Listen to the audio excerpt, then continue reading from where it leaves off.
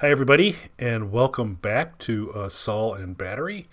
I'm Kelly at KELLYTHUL on Twitter and Instagram.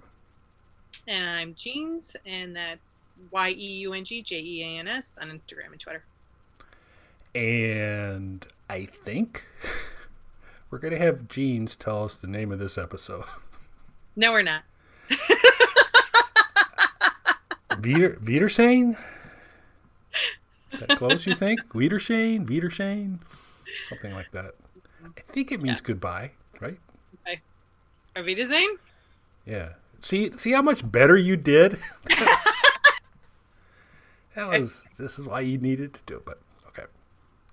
But an interesting episode. Lots of things come down, and there's always a big smile on Jean's face when we got Major Nacho time. We don't get Major Nacho time, but I think we get enough of her, You enough get of him plenty. to satisfy Jeans for tonight.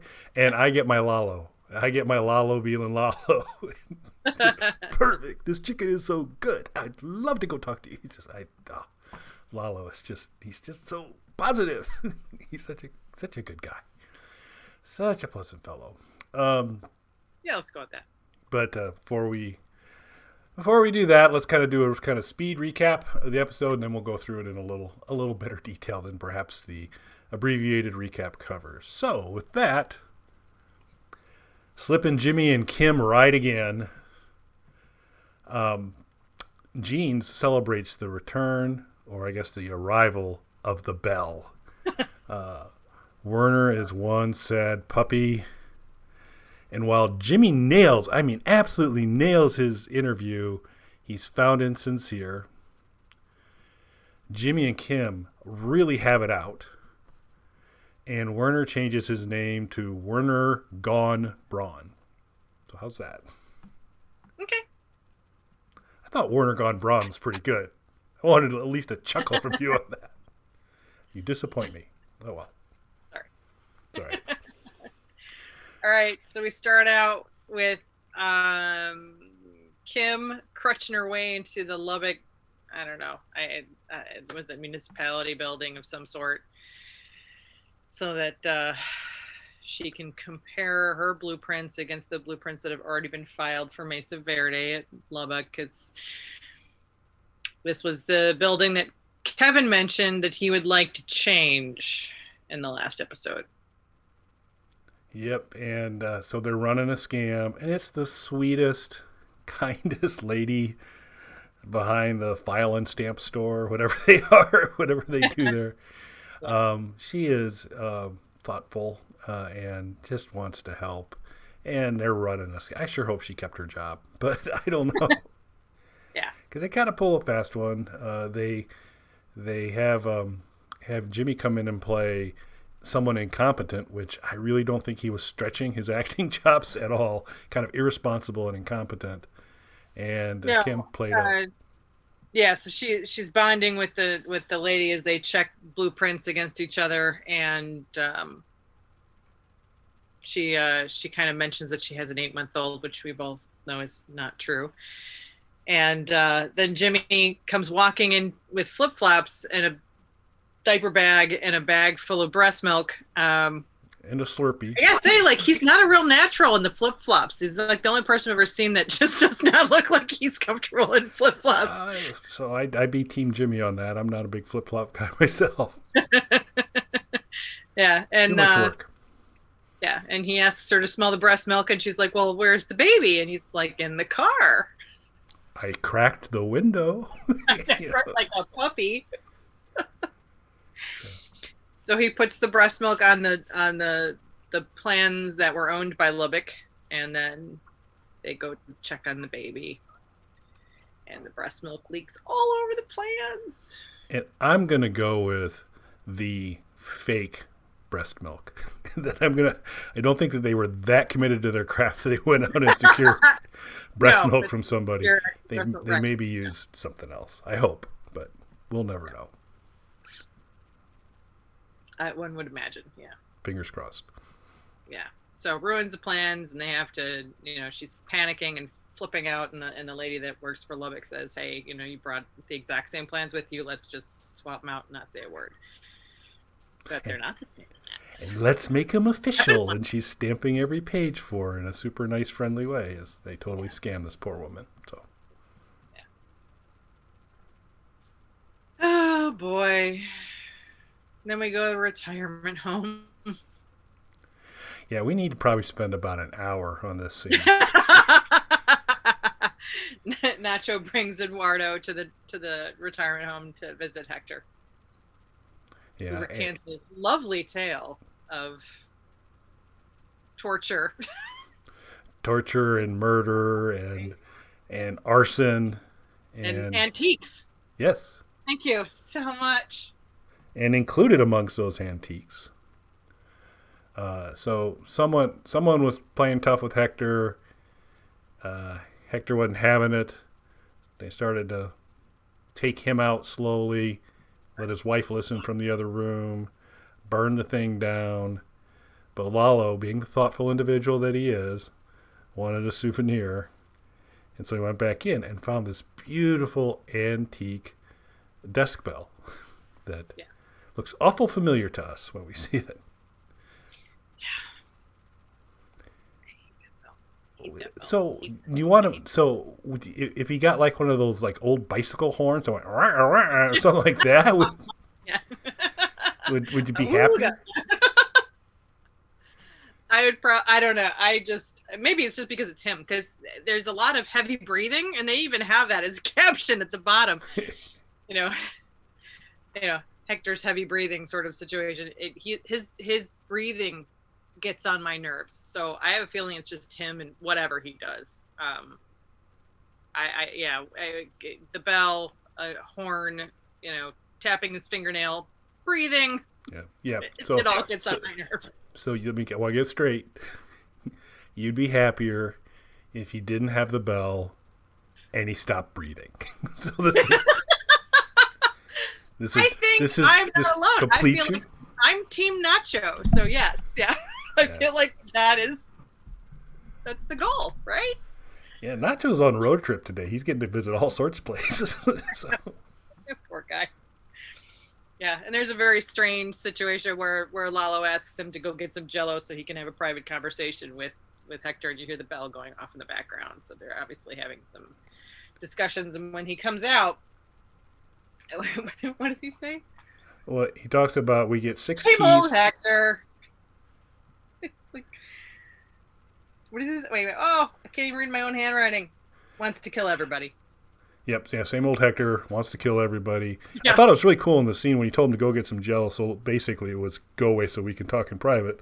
Right. So Nacho, being the good guy he is, he kind of gives him space. Turns around.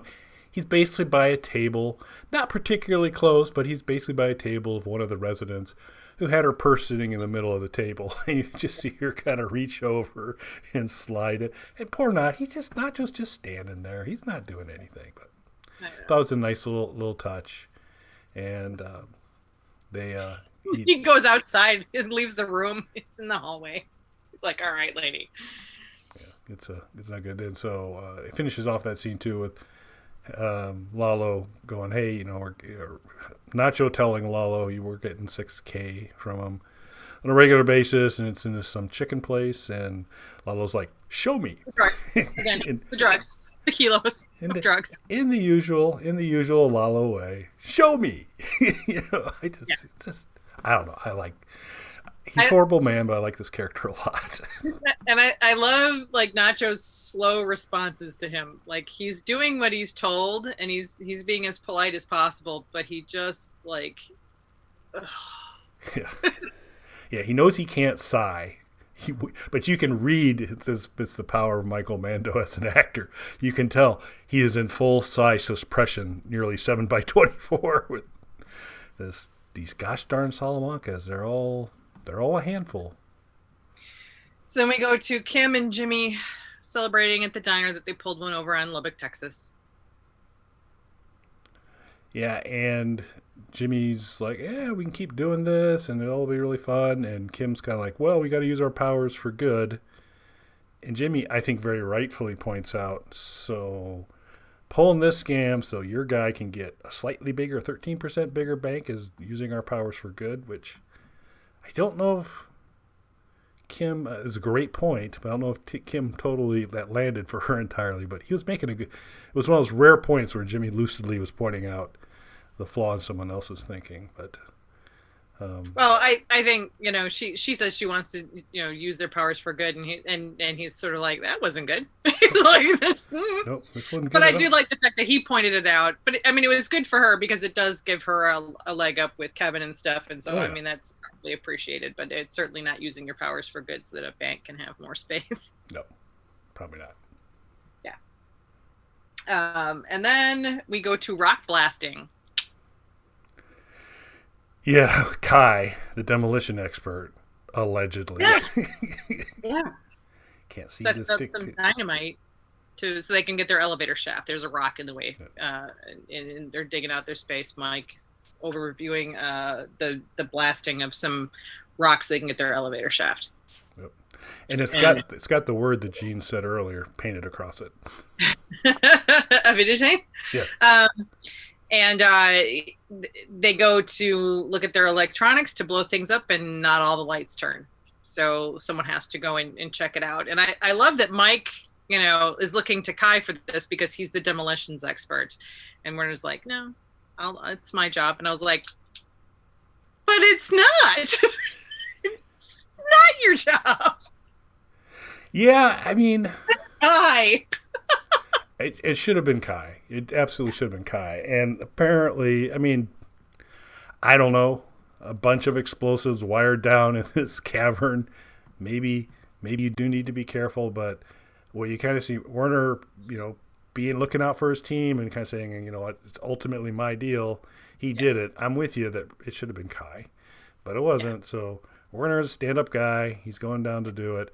But progressively, as he gets closer and closer to the actual dynamite, he really starts to struggle. I thought he was going to throw up. I did. The way he was breathing, how shaky he was, I thought he was going to throw up on the rocks. And so he goes, he finds the bad connection, fixes it, comes back up, and they're getting ready. And it's just another one of these nice little soft moments that they just kind of show. Mike's kind of keeping an eye on Werner during this whole thing, and he can see he's like operating at a really high stress level. His hands are clutching or behind his back. He's gripping it, and Mike's kind of got that quizzical Mike look, like what's up with him. So Mike's picking up that all is not well with Werner. Right. The blast goes well, though, so they go back and have a celebratory beer, which I have to ask because they work at night. Like, what time do you think they're doing? Because a couple of their celebratory drinks have happened at the end of their workday, and so like, you think they're drinking beer at like 6 a.m.? I think so. I think their day's been kind of, flipped enough that it's after work. So It's 6 a.m. for you and I, but for them it's after work. Yeah. So exactly. I think I was just curious. I mean, it's just like hospital night shift and police night shift. Sometimes I know they go and they drink, but it's funny. Yeah. Which might explain Mike's reluctance to have a beer with them, because he's like, dude, it might be after work for you, but it's 6 a.m. for me. I don't know if I need one of these 55-gallon drums of beer right now. Yeah. So he does kind of corner Werner a little bit about, what's going on with you, because you clearly don't seem like you're okay. And Werner tries to blow it off and then does explain to him that, he misses his wife and he's adrift without her. Yep. And I don't recall, and I know it might be hard for you because some of it's in a blender, because you went through a lot of episodes in a hurry on some of this, but I don't think Mike's wife was ever addressed. So not much. We know I don't think. We knew he had one. Yeah. Unless he adopted Maddie. So we know he had a wife. But we don't know if she passed on, left, or whatever. But she's totally out of the picture. But apparently he was married to her for 22 years. Yeah. And so he kind of gets the idea. I mean, Werner's been married for 26. He's, hasn't been away from his wife. And he, that's sort of, the center of his universe. And he gets rooster blocked by Mike. Really? He used a nice word. Don't give me crap. I don't want to talk about Werner's Rooster at all. Don't. Some things are best left unsaid. So, no visitation rights. Nope. But he can have a call. Yeah, he can have an extra call. So then we get to the point that you were talking about a minute ago, where Lalo and Nacho are visiting Frank at Pollo. And of course, in his usual kind of over the top. I don't know that I understand him. He's such a odd duck. He's everything that comes out of him is just like this very almost like antidepressant controlled happiness. It doesn't matter what it is. It's all the same tone. It's all the same pleasantry. Doesn't matter how awful it is. If he's talking about torture or chicken, it's all the same. Yep. He's just a happy guy. Is he? Yeah. Like, that's not entirely accurate. He is very comfortable in his own skin, without a doubt. 110%. But just the whole interaction with him and Gus, where you got Gus being the stick up his butt kind of really, how may I help you? And da-da-da. And Lalo's going on and on about his chicken and how moist it is. And I've got to come back. Franchise. Yeah. And oh, you're the owner? Fantastic. Let's go talk. Yeah. And I love the look on Fring's face at Nacho after he walks away. He's just like, I blame you. He's just like, what are you doing here? Why is he here? Yeah. What am I doing? Nacho's like, what, dude, what am I going to do? Talk to this guy for a couple minutes. Nacho's doing this at the table while he's talking. He's just like, oh. Yeah. Not a good day for Nacho. No. So, yeah. And Lala just says, I hear you saved my uncle and, we owe you one and anything I can do. Yep. He even acknowledges the history, that Hector plugged his partner a while back. And, right. But it does, so the word insincere comes up here in a little bit. Yeah, it does. It does. But in that textbook entry for, in the encyclopedia for underneath insincere, Lalo's there. There's not much Lalo says it. But he says it with such style. Yeah.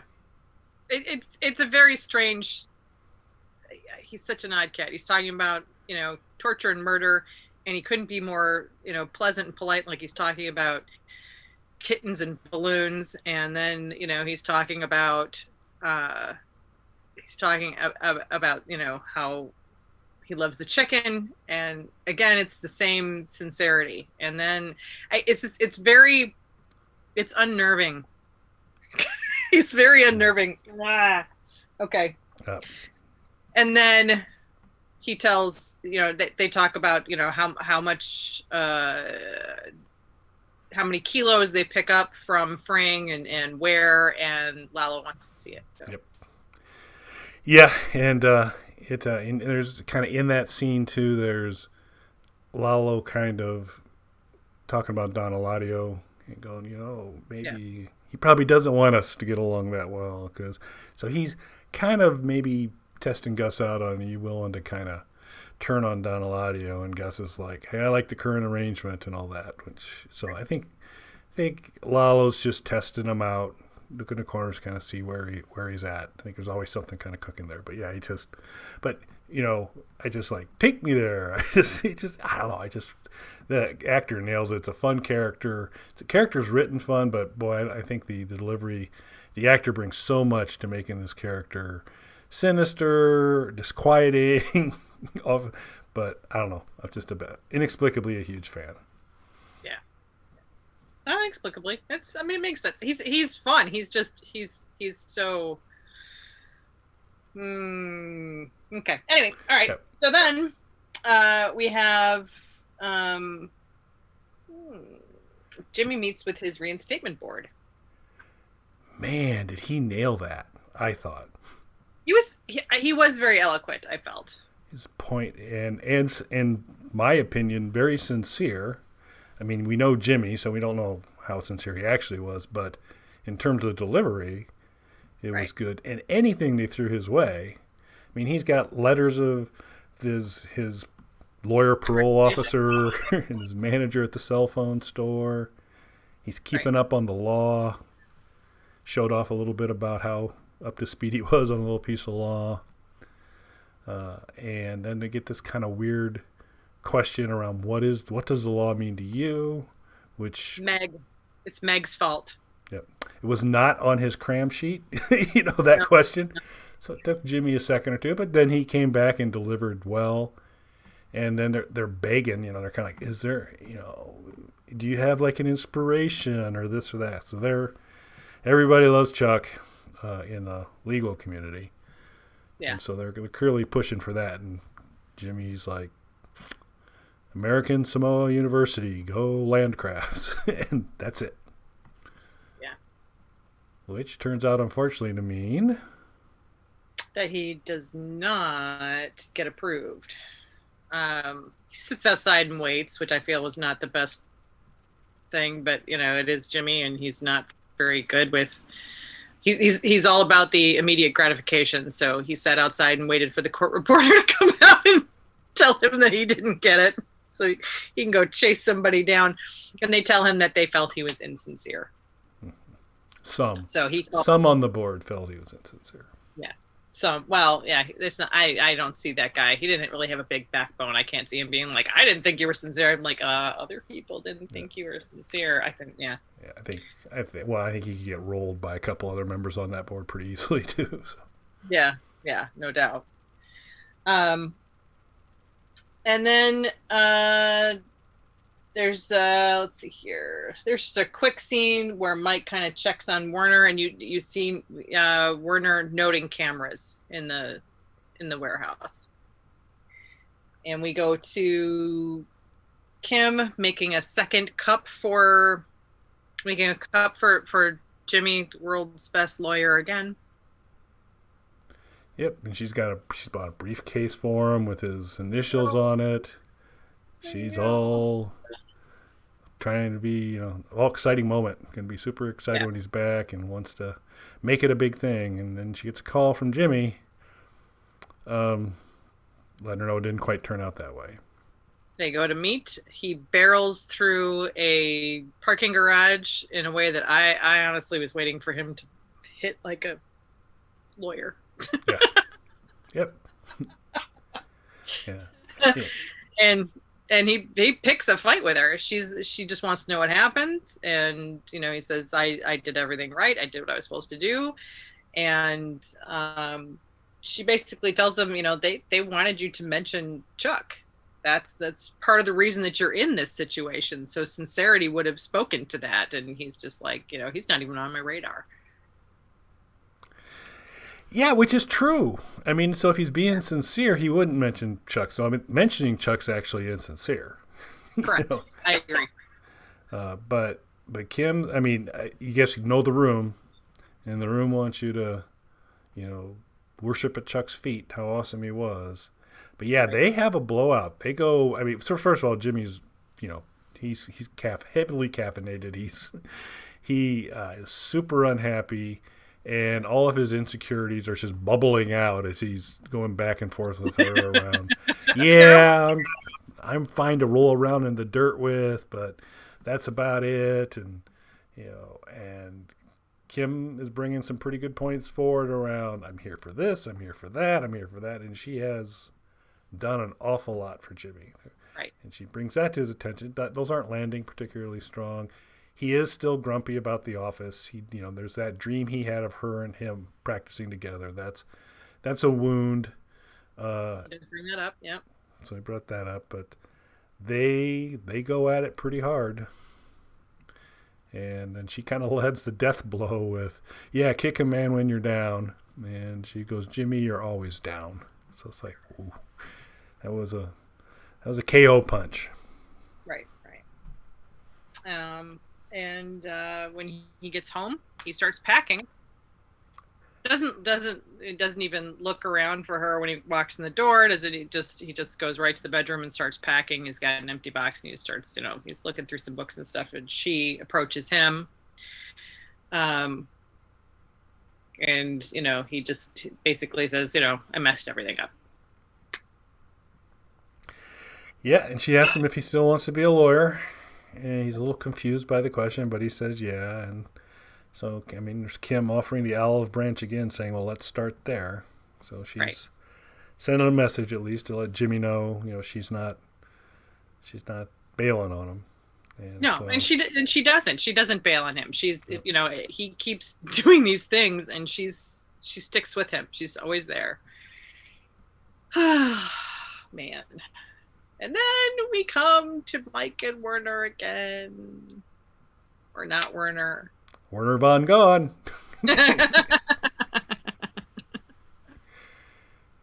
So yeah. So Mike, being the good guy that he is, brings coffee to the boys working in the trailer in the morning and starts to look at some cameras and sees a few things that are not quite right.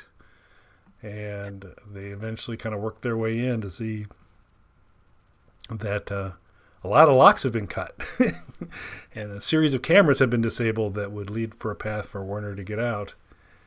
And at the very tail end of it, Mike's got a guy down on the ground. They find this device. Mike tries it out, and it's an LED light that pointed at a laser, takes it out. Used for cats, but more powerful. Yep. Yeah. And takes cameras out. So Werner, previously vouched for by Mike to Gus in the last episode. He's MIA. Is MIA. Not good. Not good for Werner. Not good for Mike. No. I mean, a promotional opportunity for Kai. I mean, I think it's his chance to take over the operation, put his imprint on it, which will not go well because Gus is probably not going to be a big Kai fan. Would be my guess. No, I don't know who decided that's that's like a little pet of one of the writers, because they keep adding little Kai things in there. Because when he walks in the trailer and the guys are playing volleyball and they're like, yeah, that guy Kai cheats. Yeah. Somebody just they have a thing for Kai. Yeah. Well, they do, because it's Werner and Kai and the other Germans. We don't we don't know any other names. We don't never see any of them enough to kind of even get a handle on, oh, that's the happy-go-lucky German or that's the brooding German. It's just Werner and Kai. But, true story. Who we learn cheats at volleyball, which I'm not shocked about either. So, and that's the episode. Yep. Fun one, I thought. I mean, I'm worried for Mike. And this is episode 9, so season finale for season 4 is called Winner. Is our last one that we'll be covering for season 4. We'll do that next week. Chicken dinner. All right. Well, if you get a chance, folks, we'd really appreciate it if you'd subscribe to the Bog Panda YouTube channel, home of Assault and Battery and many other things. And thanks for watching. Thanks, everybody.